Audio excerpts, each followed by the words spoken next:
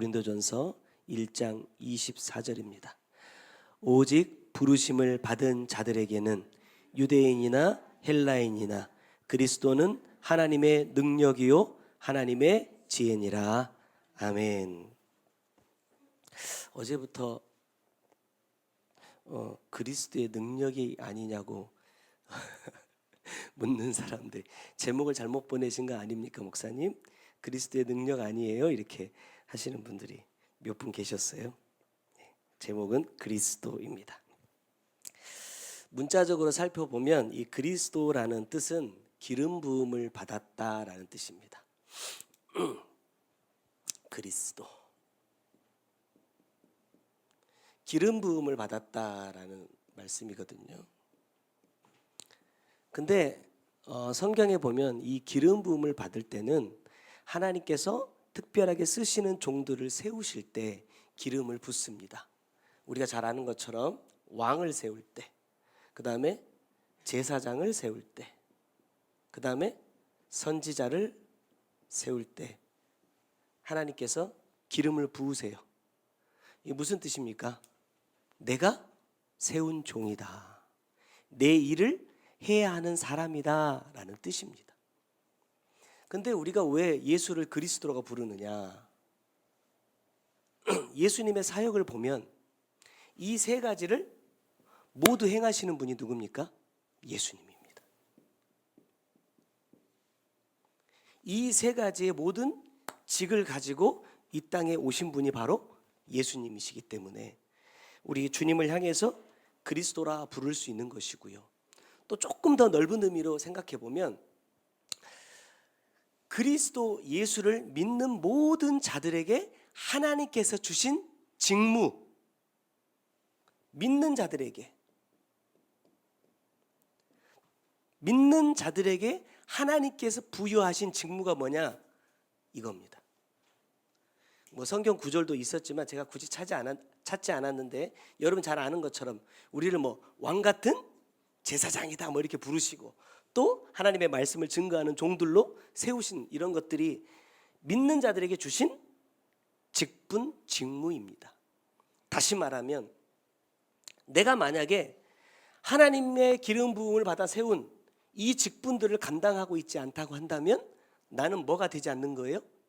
믿는 자가 되는 게 아닙니다. 왜냐하면 우리가 수요일 날도 그런 말씀 나눴죠. 그리스도 예수, 또 뭐라고 불러요? 예수 그리스도라는 표현들이 있는데 예수 그리스도이면 여러분 안 됩니다. 반드시 그리스도 예수가 돼야 돼요. 다시 말하면 이건 무슨 뜻이에요? 십자가를 지실 분이냐, 십자가에 죽으셨다가 다시 살아나신 분이냐의 차이거든요. 예수님이라 할지라도 십자가를 통과하지 않으면 어떻게 될 수 없다 그랬어요. 자신의 본체로 돌아가지 못합니다. 왜? 예수님의 직무가 뭐예요? 이거 한마디로 말하면 십자가에 죽는 것입니다. 예수님마저도 아버지의 뜻을 이루지 않으면요 뭐 할 수 없어요? 본체, 아버지가 계신 곳으로 다시 돌아갈 수 없습니다. 그러면 그 예수를 믿는 우리는 어때요? 가야 될 길이 다릅니까? 같은 길이에요.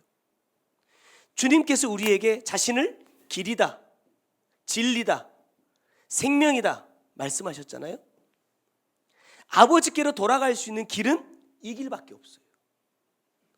그렇기 때문에 내가 믿는다라고 고백하려면, 그것을 하나님 앞에 인정받으려면 나는 반드시 예수 그리스도가 아니라 그리스도 예수가 걸어가신 그 길, 한마디로 십자가를 져야 된다. 그리고 이 십자가는 반드시 이 세 가지 직무를 감당함으로 질 수 있는 겁니다. 세우실 때도 하나님께서 기름을 부어주시지만 이 직무를 감당해 나갈 때도 하나님은 기름을 부어주십니다. 이 기름을 붓는다라는 표현이 성경 안에 또 이렇게도 돼 있어요. 성령을 성령이 임한다. 우리가 하나님의 능력이 우리 가운데 부어져야 십자가를 질 수 있고, 하나님의 은혜가 우리 가운데 부어져야 하나님께서 원하시는 일들을 행할 수 있다라고 말씀을 나눴잖아요.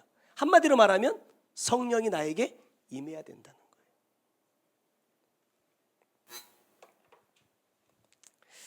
대표적으로 바울의 서신들을 보면 로마서에는 예수 그리스도라고 이렇게 표현이 되어 있어요. 로마서에는.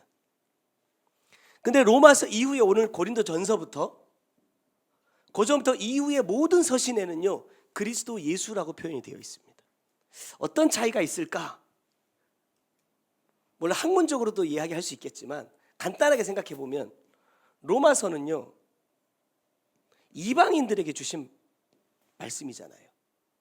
지금 예수를 모르는 사람들이에요. 그럼 이 사람들에게는 뭐가 핵심이에요? 우리 예수님이 그리스도다. 다시 말하면 예수님이 우리의 구원자시다 라는 것이 복음의 핵심이에요. 근데 고린도 전서부터는 바울이 개척하고 복음을 이미 받은 자들에게, 또 이 안에는 유대인도 있고 이방인도 있습니다. 하지만 바울을 통해서 기본적인 성경을 다 배운 사람들, 이 사람들에게 지금 뭐가 있어요? 핍박이 있습니다. 고난이 있습니다. 이것은 곧 이들에게는 뭘 의미하냐면 죽음이에요. 그럼 이 사람들에게 예수님이 우리의 메시아입니다, 이 말씀이 의미가 있는 게 아니라 뭐예요?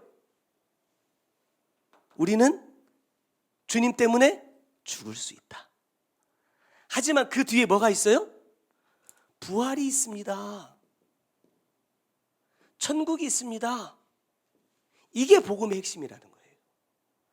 그래서 그들에게는 예수 그리스도가 아니라 그리스도 예수를 증거합니다. 지금 우리는 어때요? 핍박이 있어요? 고난이 있어요? 야, 초대교회 그 사람들은 예수 믿으려고 막 산에다 굴 파고 들어가서 살았어. 어떤 사람들은 거기서 태어나서 평생 굴 밖으로 한 번도 나오지 못하고 죽은 사람들도 있어요. 복음을 위해서. 그때에 비하면 우리는 야, 이거 핍박이라고 할 수 있어? 이거 고난이라고 할 수 있어? 말하겠지만 여러분, 약간 강도의 차이는 있어요. 육적인 핍박과 고난은 굉장히 많이 적어졌습니다. 그런데 뭐예요? 혼적인 핍박과 고난은요 그때보다 더 훨씬 강합니다. 그러면 지금 우리가 붙들어야 될 건 뭐예요? 우리가 더 필요한 복음은 예수 그리스도의 복음이 아니라 그리스도 예수의 복음이라는 거예요. 이 복음을 지금 우리 가운데 주시려고 하나님께서 기름 부어주신다라는 거예요. 받아야 됩니까? 안 받아야 됩니까? 반드시 받아야죠.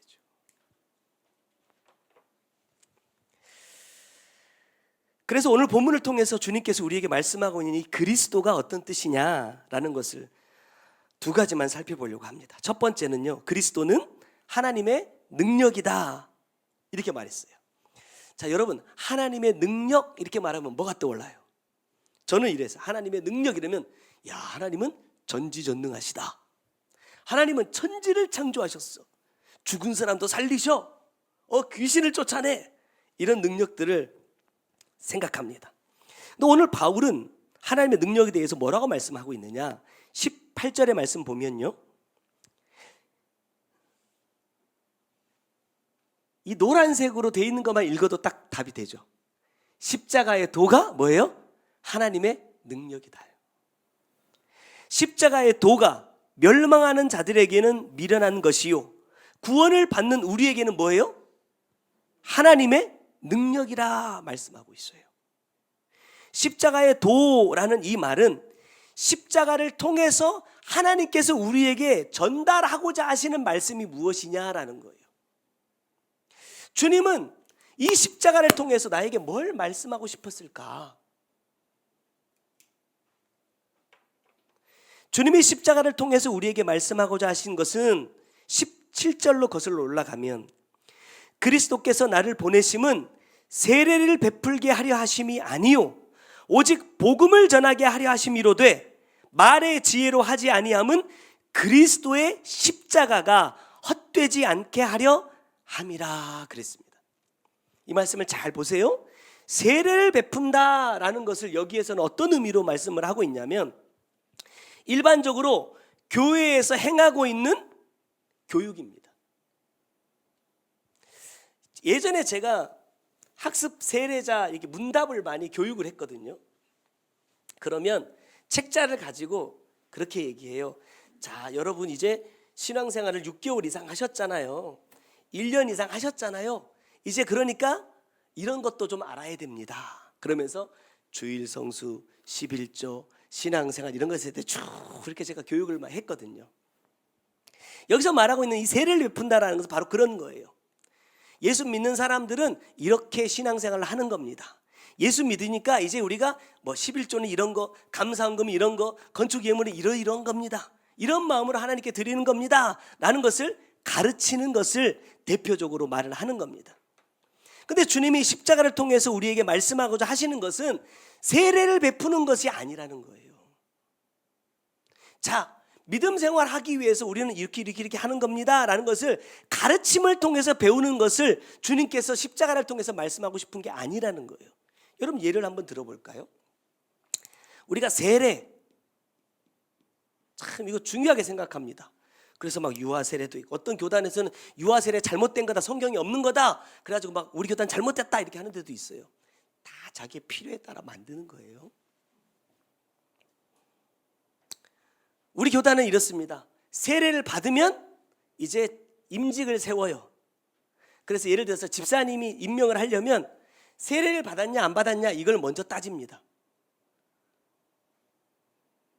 이게 무슨 의미가 있어요? 여러분이 구세군이라는 거 아시죠? 구세군은 또 세례를 베푸는 방식이 우리랑 달라요. 왜냐하면 제가 아는 상식에서 그렇습니다. 예를 들어서 전쟁터에서 물 떠다 놓고 머리에다가 내가 성부와 성자와 성령의 이름으로 세례를 베푸노라 이런 거 할 시간이 없다 이거예요.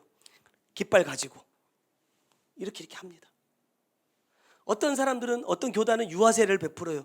부모의 믿음으로 자녀들을 세례를 베풀어줘요. 세례는 그런 의미가 아니잖아요. 사실은요. 세례는 내가 말씀 안에 굴복하는 거예요. 내가 말씀 안에서 죽겠다라는 것을 다짐하는 거거든요. 근데 이 아기가 말씀이 뭔지 몰라. 그러니까 부모에게 대신 문답을 합니다. 이 아이를 믿음으로 잘 양육할 겁니까? 예. 그러면 부모의 믿음으로 보증을 해서 이 아이에게 세례를 베푸는 거예요. 여러분, 그런 세례가 나에게, 내 신앙에 무슨 유익이 있어요? 나를 어떻게 더 하나님을 진실되게 사랑하는 사람으로 만들어갈 수 있어요? 그런 게 의미가 없단 말이에요. 미국 교회를 보면요, 교회 온 지 얼마나 됐느냐, 내가 뭐 하는 사람이냐 이런 거 상관없어요. 내가 정말로 하나님 앞에, 이제 내가 정말로 내 인생을 하나님 앞에, 그 말씀 앞에 굴복하는 사람으로 살기를 원합니다. 그 다짐이 되었을 때, 그 고백이 되었을 때, 당신 11조 할 거야 안 할 거야? 당신 주일 성수 할 거야 안 할 거야? 이런 거 안 물어본단 말이에요. 왜? 그것이 내가 하나님을 믿는 자라는 증거가 아니기 때문이란 말입니다. 근데 우리는 그걸 가르쳐요. 교회 안에서 어떻게 생활을 해야 되는지. 제가 미국 교회 갔을 때 미국은 침례 교단이 굉장히 크고 많거든요. 교회 본당 안에 여러분 유리로 침례탕을 만들어 놨어요. 그래가지고 서치를 쫙 비춰가지고 목사님이 물에서 먼저 다 기다리시면 다 몇천 명 되는 교인들이 봐요. 그러면 이제 세례를 받을 사람이 영상으로 인터뷰를 합니다. 내가 어떻게 이 교회로 오게 됐고, 말씀을 통해서 어떻게 주님을 만났고, 앞으로 내가 어떠한 신앙생활을 할 것인지 그 다짐하는 인터뷰 영상을 쫙 틀어줘요. 트는 사이에 이 사람이 여기 쫙 등장합니다. 엄청 드라마틱하죠. 쫙 등장해요. 그럼 목사님이 마이크를 딱 들고, 이분이 이렇게 하나님 앞에 자기의 믿음을 고백했기 때문에 이제 여러분 앞에서, 하나님 앞에서 세례를 베풀 거다. 그래서 모든 사람이 보는 가운데서 탁 물에다 탁 담가가지고 딱 일어나거든. 그거 보면서 나도 저렇게 하고 싶다. 세례가 과연 우리는 세례를 어떻게 이해를 하고 있을까? 어떻게 받아들이고 있을까? 내가 하나님 앞에 나의 믿음으로 고백하는 겁니다. 여러분, 우리가 세례 받고 직분 받아서 목사 됐지만 죄 안 지어요? 말씀에 온전히 순종하면서 살아갑니까? 그렇게 생각하면 우리 세례 헛받은 거잖아요. 잘못 받은 거잖아요. 그렇게 막 어떤 규칙적으로 막 순서적인 것을 따지지 말자 이 말입니다. 그런 거 가지고는 하나님 뜻을 우리가 온전히 알 수 없다라는 것을 이 세례라는 것을 통해서 주님께서 말씀하고 있다라는 거예요. 그러면서 주님 뭐라 말씀하시느냐? 십자가를 통해서만 뭐가 전해져요? 오직 복음을 전하게 하려 하심이다 그래요. 주님은 십자가를 통해서만 복음을 전하겠다라고 말씀하신다라는 거예요. 그리스도의 복음은 말의 지혜에 있지 않다. 쉽게 말하면 설교를 많이 들었다고 해서 내가 복음을 믿는 자가 되는 것이 아니라는 거예요. 내가 신앙생활을 규칙에 따라 오랫동안 했다고 해가지고 내가 정말 하나님께서 너 진짜 믿는 사람이구나 라고 인정받을 수 있는 그러한 사람이 되는 것이 아니라는 말씀입니다. 핵심은요, 로마서 5장 8절입니다. 우리가 아직 죄인 되었을 때에 그리스도께서 우리를 위하여 죽으심으로 하나님께서 우리에 대한 자기의 사랑을 확증하셨다 이렇게 말해요. 다시 말하면 주님께서 죽지 않았다면 하나님의 사랑은요 확증될 수 없습니다. 여기 이 확증하셨다라는 이 말은 무슨 뜻입니까? 보여주신다라는 거예요. 반박할 수 없도록. 뭐가 하나님의 사랑이에요? 하나님이 날 사랑한다면 한번 보여주세요 라고 말하는 자들에게 야, 이게 내 사랑의 증거다 라고 보여주신다라는 거거든요. 그럼 여러분 생각해 보세요. 하나님의 사랑의 증거가 십자가를 통해서 보여졌다고 한다면 내 믿음의 증거는 어떻게 확증할 겁니까? 내가 하나님을 믿는 사람이라는 증거 역시도 뭘 통해서요? 십자가를 통해서만 증거된다라는 거예요. 말 아닙니다. 목사가 설교를 엄청 유창하게 잘하고 막 감동을 받도록 막 한다고 그래서 야, 저 목사님은 진짜 능력 있고 믿음 있는 사람이구나 라고 속으면 안 된다는 거예요. 우리가 교회 안에서 막 열심히 헌신하고 봉사하니까 더운데도 막 땀 뻘뻘 흘리면서 웃으면서 일하니까 야, 저분은 진짜 믿음이 있는 분이구나 라고 속아서는 안 된다는 거예요. 나중에도 말씀드리겠지만 여러분, 우리 눈에 보여지는 증거가 아무리 많아도 그 사람의 삶 속에서 뭐가 없으면요, 십자가가 없으면 그건 거짓이. 십자가가 없으면 주님께서 분명하게 말씀을 통해서 우리에게 전하고자 하시는 복음은 십자가의 도입니다. 십자가의 도. 십자가에서 하신 말씀이라는 거예요. 예수님의 삶 전체가 뭐예요? 십자가를 지기 위한 시간이었고 또 그 이후에 십자가를 지신 이후에도 십자가를 통한 삶을 우리에게 말씀하신다는 거예요. 이거 없으면요 예수도 없어요. 이거 없으면 복음도 아닌 거예요. 그러면 내 삶 속에 내가 지금 어떤 십자가를 지고 있을까? 나는 지금 어떤 십자가를 지기 위한 삶을 준비하고 있는가? 라는 것을 생각해 보자는 거예요. 제가 어제 주례하면서 신랑과 신부에게 그런 얘기를 했어요.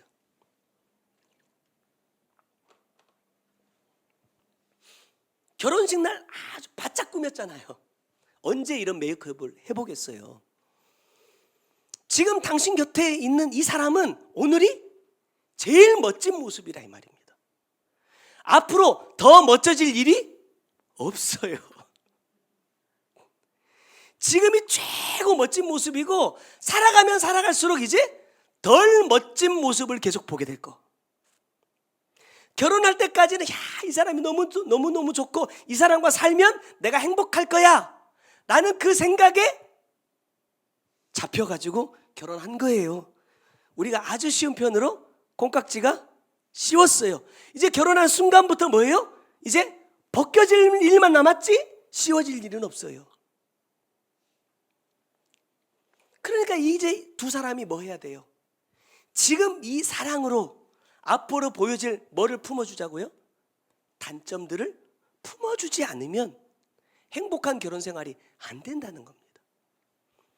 여러분, 십자가도 마찬가지예요.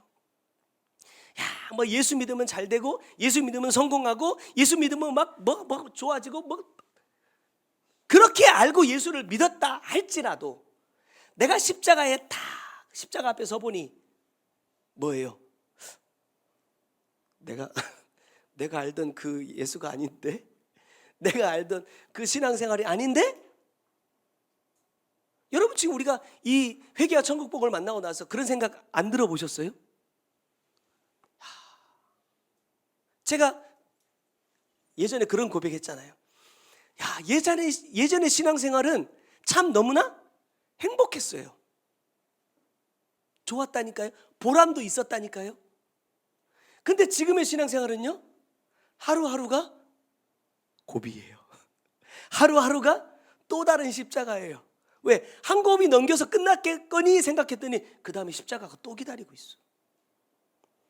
예전에는 막 열심히 하고 막 뭔가 하면 성과가 막 보여줬어. 야, 그거 봐라, 내가 이렇게 열심히 하니까 고등부가 출석 100명 하잖아. 내가 이렇게 열심히 하니까 이렇게 부흥되고 이렇게 잘 되고 이렇게 보여지잖아. 이런 게 있었는데 없어. 없어.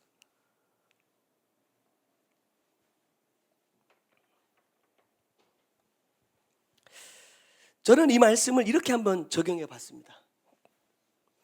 주님도 우리를 향해 사랑을 말이 아니라 십자가를 통해서 나타나신 것처럼, 아까 말씀드렸던 거죠. 우리의 믿음도 반드시 십자가를 통해서 나타날 때 하나님께서 나의 이 믿음을 뭐 해주실까요? 인정해 주십니다. 누구에게 인정받느냐? 여러분, 이거 엄청 중요한 겁니다. 그렇다면 하나님의 능력이 뭐냐? 십자가에 나를 내어드려서 내가 그리스도 예수를 믿는 자라는 사실을 나타내는 것이 뭐냐? 하나님의 능력입니다. 다시 말하면 십자가를 지는 것이 하나님의 능력이에요. 많은 것이 나타났다 할지라도 십자가를 지지 않는 것은 여러분 하나님의 능력이 아닙니다. 왜냐하면 디모데전서 1장 7절에 이렇게 말씀합니다. 율법의 선생이 되려 하나 자기가 말하는 것이나 자기가 확증하는 것도 깨닫지 못하는도다. 자, 이게 무슨 뜻이냐? 이래요. 말씀을 가르치는 사람은 참 많다. 말씀을 알아서 뭐 목사들뿐만 아니라 우리 안에 서로 신앙생활하는 성도들 사이에서도 그렇잖아요. 아유, 집사님 이럴 때는 이렇게 해봐. 아유, 성도님 이럴 때는 이렇게 하는 거야. 이렇게 신앙생활 하는 거야 라고 우리가 서로 가르쳐 주잖아요. 근데 문제는 뭐냐? 자신이 말하고 확신하는 것조차도 자기는 행하지 않는다는 거예요. 깨달았다라는 것은 이해하고 알았다라는 단순한 의미가 아니라 성경에서 말씀하고 있는 깨닫는다라는 것은 반드시 뭐가 따라오느냐? 행함이 따라온다는 거예요. 알았어? 그러면 뭐예요? 그렇게 살아. 이런 줄 알았어? 그럼 그렇게 행해. 주님께서 왜 친히 본을 보여주셨을까요? 제자들에게 발을 씻겨주겠다고 말씀하십니다. 그때 베드로라는 제자가 갑자기 딱 나타나서 이렇게 말해요. 주님, 목욕시켜주세요. 자기가 지금 목욕했다는 사실도 몰라요. 주님 뭐라고 말씀하십니까? 야, 목욕한 사람은 또 할 필요 없어. 발만 씻으면 돼. 자기 목욕했단 말이에요. 근데 자기가 목욕했다는 것조차도 몰라. 예수님을 3년 반이나 따라다녔는데 예수님께 지금 발을 씻어주신다라는 것이 뭘 의미하는지조차도 몰라요. 모르고 따라가는 거예요.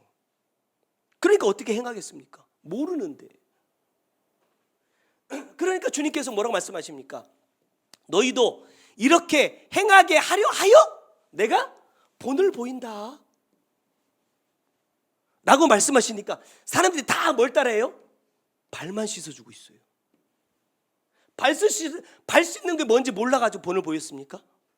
그냥 야, 서로 발을 씻어줘 이렇게 말씀하면 못 알아들어요? 그런 뜻이 아니잖아요. 근데 지금 우리가 예수님께서 본을 보여주셨는데 따라하는 건 뭐예요? 세족식밖에 없어요. 세족식밖에. 다 물 뜯어놓고 발 씻는 거. 와, 우리 목사님이 내 발을 씻어줬대. 그래서 우리 세족식 안 하는 거예요. 그걸 따라하라고 주님께서 발 씻어주신 게 아니란 말입니다. 발을 씻는 건 뭐라고 그랬어요? 죄를 회개하는 겁니다. 회개하는 거. 야, 내가 보니 너 이런 죄가 있는 것 같으니까 너 회개해. 그런 뜻이 아니에요. 내 거부터 씻으라는 거예요. 내 발부터 씻으라는 거예요. 지금은 내가 주와 선생으로 너의 발을 씻어주지만 넌 네가 먼저 씻고 그 사람도 발을 씻을 수 있도록 네가 돕는 자가 되라는 거예요. 죄를 지적하라는 게 아니라. 제가 예전에 이렇게 말했다니까요. 이 사람만 보면 화가 나요. 예를 들어서요. 아들 아니야, 오해하지 마. 이 사람만 보면 화가 나요. 그러니까 제가 이렇게 했어요. 야, 너만 보면 화가 나는 것이 네가 자꾸 내 화를 돋구는 원인인 것 같아. 그러니까 네가 좀 바꿔. 이렇게 얘기했어요. 그래서 이 사람이 바뀌면 내가 봐도 화가 안 날 거야 생각했는데 바뀌어도 계속 화가 나. 무슨 말이에요? 원인이 이 사람에게 있는 게 아니라 내 안에 있었다라는 거예요. 와, 저 사람 발 씻겨줄 게 보이잖아요? 그러면 저 사람에게 있는 것이 아니라 나에게 있다는 걸 찾아야 돼요. 어제 신랑 신부에게 그렇게 말했어요. 이 사람에게 흠이 보인다면 그 흠은 누구에게도 있다? 나에게도 있다는 거예요. 왜? 내 반쪽이잖아요. 그것을 찾아가고 알아가고 그 죄에서 돌이키라고 주님께서 본을 보여주셨는데 우리는 발만 씻고 있어. 발 백날 씻어보세요. 그것이 주님과 무슨 상관이 있습니까? 다시 말하면 행하지 않는 것은 여러분 십자가의 도가 아닙니다. 행하지 않는 것은 복음이 아닙니다. 행하지 않는 것은 하나님의 능력이 아닙니다. 지금까지 잘 해오고 계시지만 앞으로도 계속해서 여러분 말의 지혜로 하지 말고 삶으로 나의 행함을 통해서 그리스도의 십자가가 헛되지 않게 하는 저와 여러분이 꼭 되시기를 주님의 이름으로 부탁드립니다. 두 번째로 그리스도는 뭐냐? 오늘 본문에 보니까 하나님의 뭐다? 지혜다 그랬어요. 성경이 말씀하고 있는 지혜는 크게 두 가지입니다. 뭐냐면 세상의 지혜와 하나님의 지혜로 나눠져요. 이 둘의 가장 큰 차이는 21절에 이렇게 말해요. 세상의 지혜로는요 절대 하나님을 알 수 없대요. 그럼 누가 아느냐? 27절 말씀 보면 그러나 하나님께서 세상에 미련한 것들을 택하사 지혜 있는 자들을 부끄럽게 하려 하시고 세상에 약한 것들을 택하사 강한 것들을 부끄럽게 하려 하시며 그랬어요. 누가 하나님을 알 수 있느냐? 세상에 미련한 것들이 하나님을 알 수 있다 이렇게 말하거든요. 그럼 저와 여러분은 어떤 사람이에요? 미련한 사람. 미련한 사람. 그래.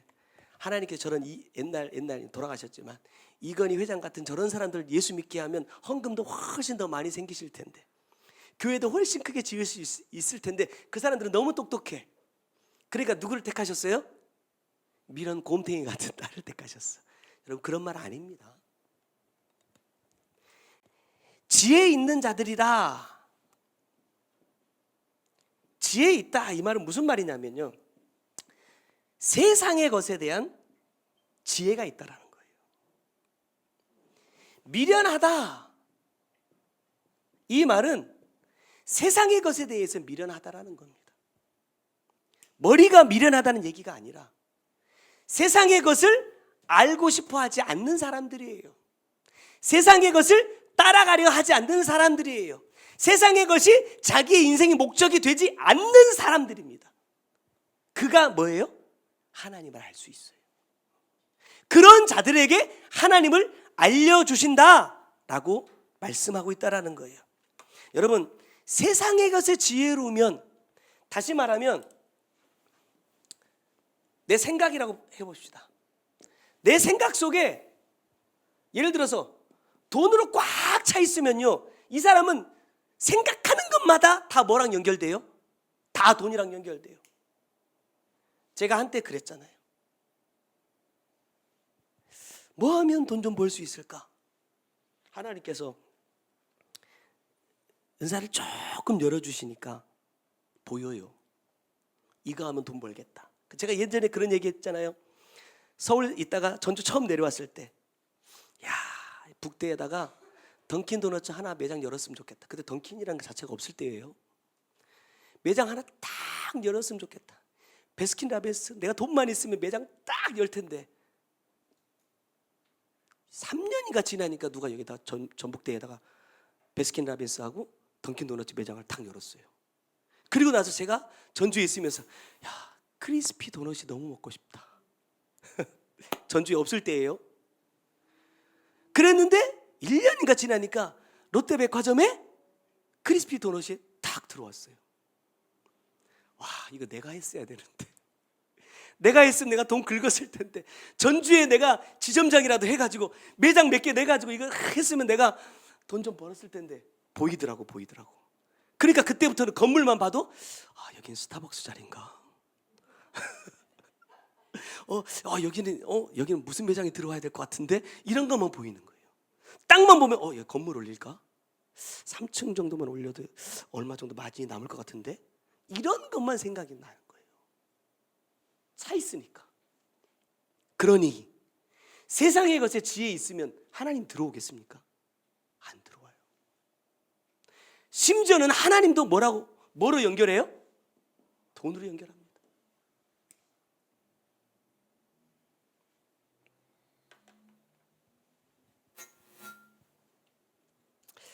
어떤 의미에서 그런 생각을 한번 해봅니다. 사람들이 우리가 신앙생활을 하는 걸 보면서 뭐라고 말할까? 저는 이렇게 생각해요. 야, 참 힘들게 신앙생활 한다. 참 미련하게 예수 믿는다. 로마서 8장 39절 보면요, 높음이나 깊음이나 다른 어떤 피조물이라도 우리를 우리 주 그리스도 예수 안에 있는 하나님의 사랑에서 끊을 수 없다. 그래요. 하나님이 나를 딱 구원할 자로 택하시면 이걸 누구도 끊을 수 없다라고 말씀하고 있다라는 거예요. 근데 뭐 그렇게 지옥 갈까봐 그냥 전전긍긍하고, 뭐 그렇게 죄에서 돌이켜서 회개해야 된다고 그렇게 날마다 그 회개만 말하고 있냐? 내가 예수를 믿는 순간 다 해결되는데, 다 끊어지는데 뭘 자꾸 이루어가야 된다고, 뭘 자꾸 삶으로 입증해야 된다고 그렇게 말을 하느냐? 그런 얘기들을 많이 들어봤어요. 여러분, 왜 그렇게 예수 믿으세요? 왜 그렇게 신앙생활 하세요? 저는 이렇게 답을 하고 싶어요. 하나님께서 우리에게 가르쳐 주신 구원의 길이 그거밖에 없어요. 이거밖에 구원의 길이 없습니다. 히브리서 10장 19절 말씀 보면, 그러므로 형제들아, 우리가 예수의 피를 힘입어 성소에 들어갈 담력을 얻었나니 그래요. 예수님이 십자가에 죽고 피 흘림으로 우리가 성소에 들어갈 수 있는 용기를 얻었다라는 말이 아닙니다. 우리는 너무나 죄가 많지만 예수님께서 십자가에 죽어서 피를 흘리셨기 때문에 나는 이제 구원받은 사람이다, 하나님의 자녀다 라는 말이 아니라는 거예요. 여기서 담력이라는 말은 무슨 뜻이냐면 정직하라 이거예요. 확실한 믿음을 가져라 이 말입니다. 다시 말하면 예수님의 십자가를 통해서 이렇게 하면 나도 구원받을 수 있구나 라는 것을 너희가 알았다면, 무슨 말이에요? 그 길로 행하라는 거예요. 그래서 주님은 십자가를 통해서 끝내신 것이 아니라 히브리서 10장 20절 바로 밑에 말씀 보니까 그 길은 우리를 위하여 휘장 가운데로 열어놓으신 새로운 살 길이요 휘장은 곧 그의 육체니라.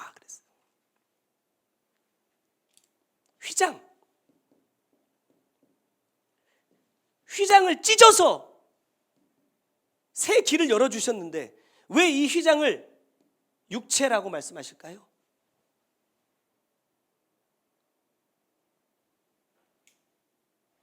하나님께서 새 길을 열어놓으셨대요. 열어놓았다는, 문을 열었다라는 건 무슨 말이에요? 가라는 얘기예요. 내가 문 열어놨으니까, 구원의 길 열어놨으니까 그 길로 가라는 거예요. 근데 그 길이 뭐다? 주님의 육체래요.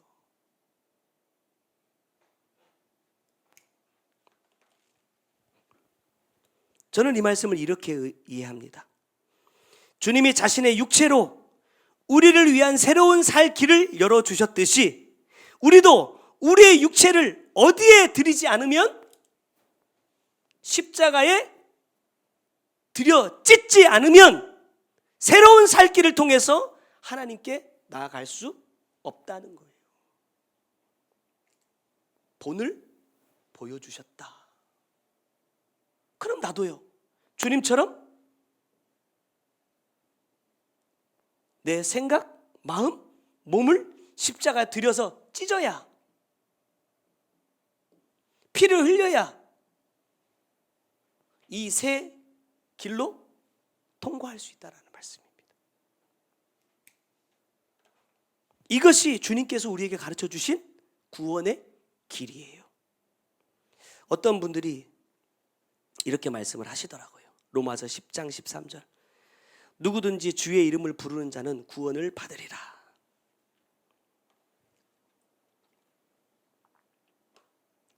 구원은 아주 간단하고 쉬운 길이다.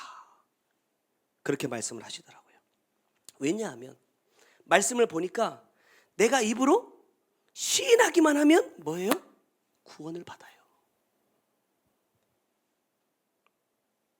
히브리서 4장 15절의 말씀 보면 우리에게 있는 대제사장은 우리의 연약함을 동정하지 못하실 리가 아니요 모든 일에 우리와 똑같이 시험을 받으신 이로되 죄는 없으시니라.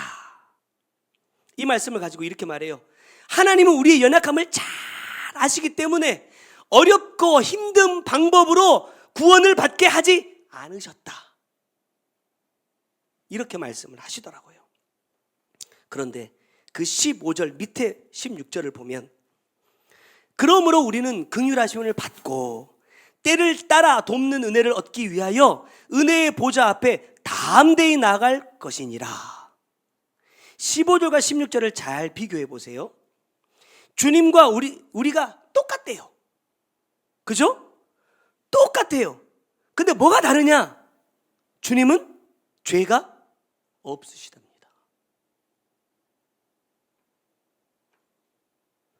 똑같은데 주님은 죄가 없으시다. 그러니까 주님은 전능하시니까 죄가 없지만 나는 연약해서 죄를 지을 수밖에 없어. 그러니까 하나님께서 불쌍히 여겨주시고 도와주시도록 우리 담대하게 주님께 나아가자, 이런 말이냐는 거예요. 16절 말씀을 좀 직역해서 풀어보면 네가 하나님께 자비를 받고 싶다면 즉시 하나님의 은혜를 구해라. 하나님의 보좌 앞에 숨김없이 말해야 가까이 다가갈 수 있다, 이런 뜻입니다. 하나님의 보좌 앞에 숨김없이 말한다는 게 뭐예요? 내 죄를 고한다는 거예요. 고한다는 거.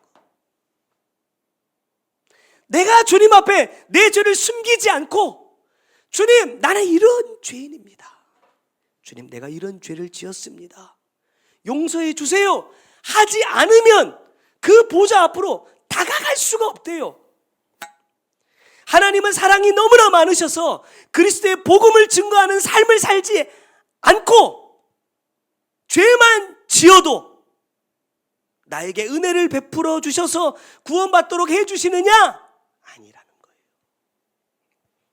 고린도전서 2장 8절에 이 지혜는 이 세대의 통치자들이 한 사람도 알지 못하였나니 만일 알았더라면 영광의 주를 십자가에 못 박지 아니하였으리라.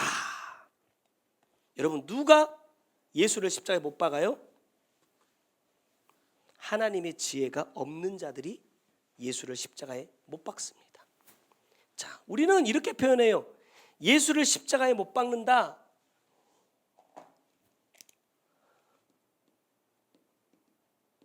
이거를 또 어떤 의미로도 사용을 하냐면 죄를 짓는다.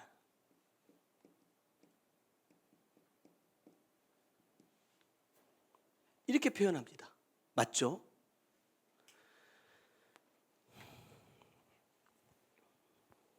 그러면 내가 지금 주님을 십자가에 또다시 못 박고 있는 사람이냐 아니냐 한번 돌아보자는 거예요. 내가 죄를 지을 때마다 주님을 또다시 십자가에 못 박는 것이라고 한다면 하면 되겠습니까? 부모가 자녀에게 예를 들어서 이래요. 잘못된 행동을 보고 앞으로 이렇게 하지 마. 오늘만 용서해 줄 거야? 라고 말했어요. 네, 대답했습니다. 근데 다음에 또 그 죄를 짓는 것을 본다면, 그 잘못을 하는 것을 본다면 그 네라는 대답이 뭐였다라는 거예요? 거짓이었다라는 거잖아요. 부모를 속이는 것이었다라는 거잖아요. 내가 죄를 계속해서 짓고 있어요. 그런데 내가 하나님을 사랑한다. 하나님을 믿는다. 나 하나님의 자녀다. 맞는 말입니까?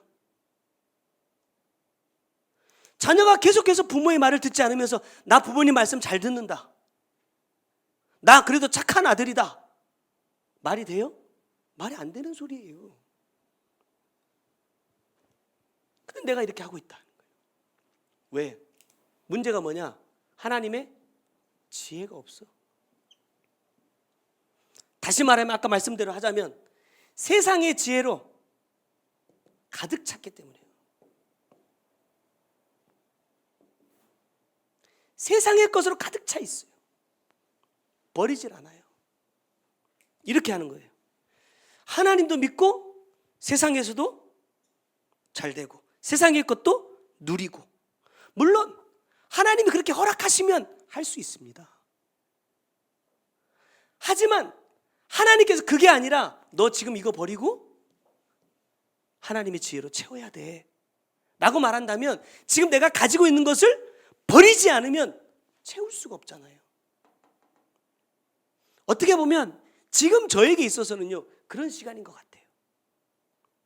하나님의 것으로 채워주고 싶다는 거예요. 그래서 네가 가진 것을 좀 내려놔봐. 이거 하지 않으면서 내가 하나님을 사랑한다. 하나님의 마음도 모르면서 하나님의 자녀다. 내 주장이 될 수는 있겠지만 하나님이 인정하시는 믿음은 아닐 겁니다. 제가 지난 월요일에 센터에서 말씀을 나누면서 그런 고백을 했어요. 회개와 천국 복음을 만나기 전까지 이 말씀 안에 이런 의미들이 있다라는 것을 단 한 번도 생각해 본 적이 없다. 하나님께서 이 말씀을 통해서 이토록 우리에게 회개를 외치시는지 난 몰랐다. 지금에 와서 제가 말씀을 읽어보면 모든 말씀이 다 여기에 있어요. 왜죠? 하나님의 말씀의 목적은요 나를 구원하시기 위함이거든요. 왜 내 구원이 가로막히고 있느냐? 왜 하나님과 나 사이가 가로막혔다 그랬어요? 성경에 죄라고 그랬어. 죄. 죄는 내가 예수 믿으면 없어져요? 예수 믿었더니 죄 안 짓습니까? 아니라니까요. 너와 나 사이에 가로막혀 있는 거를요 내가 회개함으로 해결해내야 돼요. 근데 몰라, 방법을 몰라. 어떤 것이 회개인지, 어떤 것이 이 죄의 문제를 해결하는 것인지 모르니까 주님께서 오셔서 십자가를 딱 져주셨잖아요. 이거야. 이게 회개다. 이게 이 죄의 문제를 해결하고 하나님께로 나아갈 수 있는 길이다 가르쳐 주셨잖아요.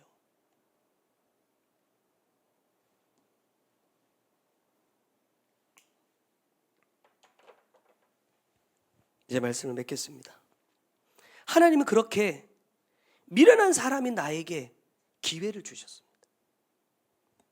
여러분, 기회는요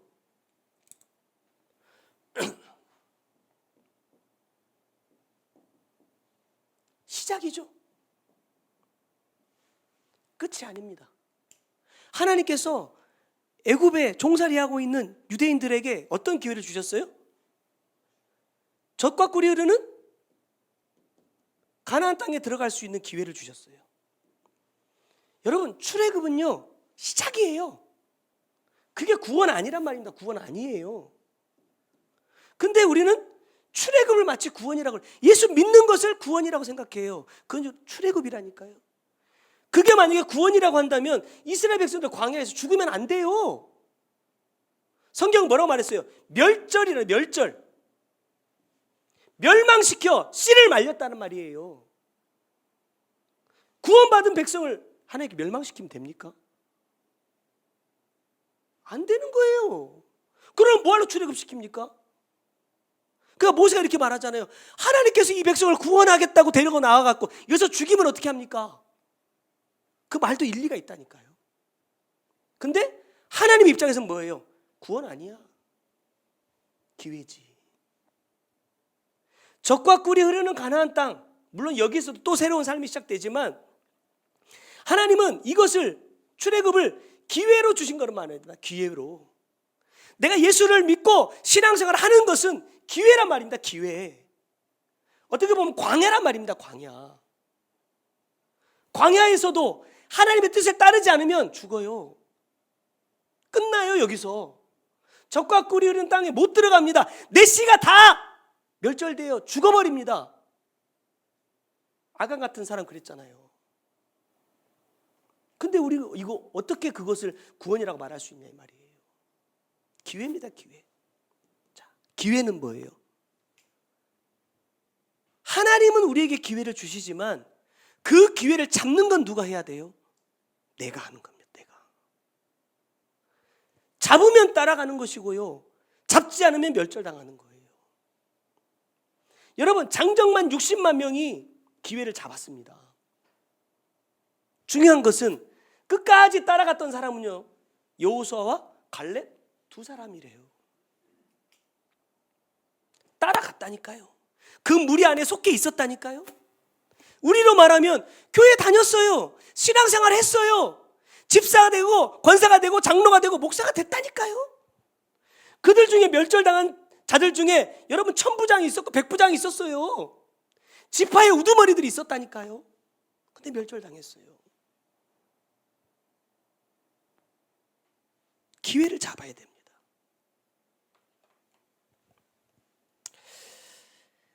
저는 어제 결혼 예배를 마치고 제 혼자 이렇게 제 만족감에 혼자 빠져서 한번 있어 봤어요. 야, 이게 진짜 하나님께서 기뻐하시는 교회의 모습이 아닐까. 누가 결혼하는데 전교인이 가요? 여러분들 찬양하는 모습 보고 제가 신랑 신부 얼굴을 계속 봤는데 좋긴 좋은가 봐요. 엄청 좋아하더라고. 제가 간간히 물어봤어요. 힘들어? 힘들어? 안 힘들대. 근데 두 번을 하기 싫대. 두 번 하면 안 되지. 한 번으로 끝내야지.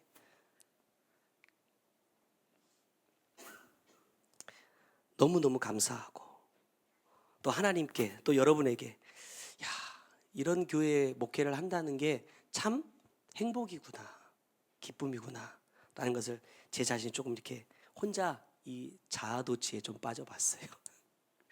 행복했습니다. 제가 여러분에게 마지막으로 부탁드리고 싶은 것은 그겁니다. 우리 안에서 누가 더 지혜로우냐, 누가 미련한 사람이냐 따지지 마세요. 누가 조금 더 가졌냐 못 가졌냐, 누가 조금 더 높으냐 낮으냐, 누가 조금 힘이 있냐 없냐, 이런 거 보지 마세요. 주님께 주신 마음은 이렇습니다. 만약에 네가 앞에 있다면 잡아서 끌어주면 되고, 만약에 네가 뒤에 있다고 한다면 네가 밀어주면 돼. 주님께서 주시는 그리스도는 하나님의 능력이고 하나님의 지혜이기도 하지만 저에게 주시는 결론은 뭐냐? 하나됨입니다. 하나됨. 이거가 되지 않으면요, 뭐 천지가 개벽할 능력이 나타나도 그건 그리스도가 아닙니다. 아무리 그 교회가 성장하고 부흥하고 잘되고 칭찬 들어도 그 교회는 그리스도의 몸된 교회 아닙니다. 우리가 온전히 휩쓸어야 될 것은 뭐냐? 하나 되기 위함입니다. 뭐 안에서?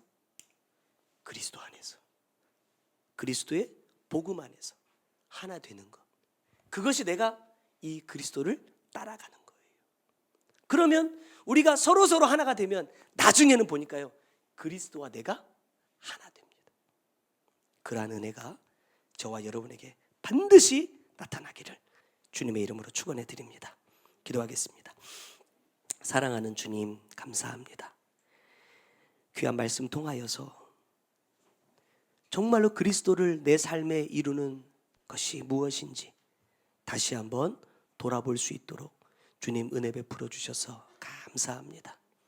주님의 십자가는 그리스도를 전하는 것이다 라고 말씀하시고, 그리스도는 하나님의 능력입니다. 그리스도는 하나님의 지혜입니다.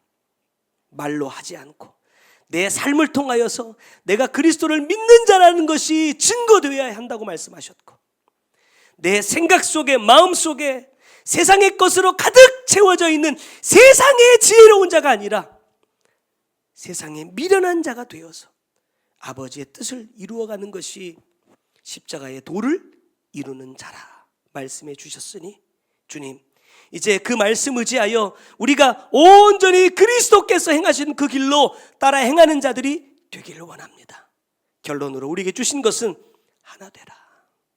말씀 안에 하나가 되고, 생각이 하나가 되고, 마음이 하나가 되고, 삶이 하나가 될 때 바로 우리의 삶 가운데 나타나시는 분은 그리스도다 라고 말씀해 주셨으니, 이 생명의 말씀 안에서 주님 온전히 하나가 되게 하시고, 주님 핏값으로 세워주신 이 몸된 교회 하나님 나누어지지 않게 하시고, 분란 일어나지 않게 하시고, 정말로 주님께서 기뻐하시는 그 아름다운 열매들을 계속해서 맺어갈 수 있는 복된 교회가 꼭 될 수 있도록 은혜 베풀어 주시옵소서.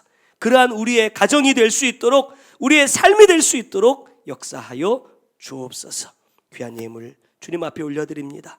받으시고 주님의 기쁨이 되어 하나님 우리의 삶 가운데 물질 때문에 고통하고 염려하지 않도록 주님께서 책임져 주시고 이끌어 주시옵소서. 지금은 우리 구주 예수 그리스도의 은혜와 아버지 하나님의 크고 놀라우신 그 사랑과 성령님의 감화 감동하시고 역사하시며 보호해 주신 귀한 은혜가 오늘도 그리스도 예수의 길을 따르기 원하는 주의 사랑하는 성도들 머리 위에와 그들의 가정과 삶의 모든 터전 위에 이제로부터 영원토록 함께 계실지어다. 아멘. 그대를 사랑하기를 주께서 교회를 위해 자신을 주심같이 그대를 사랑하기를 교회의 머리 되신 주께 순종하듯 하리라. 서로의 다름을 인정하고 있는 그대로를 사랑하며 힘들 때 기도하고 기다려주며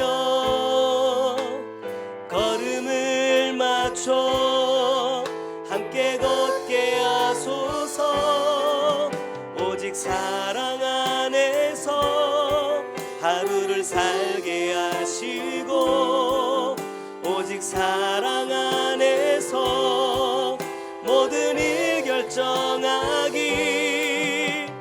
우리를 사랑하신 그 큰 사랑을 인해 주님을 닮아가는 우리가 되게 하소서. 한 번 더 합시다.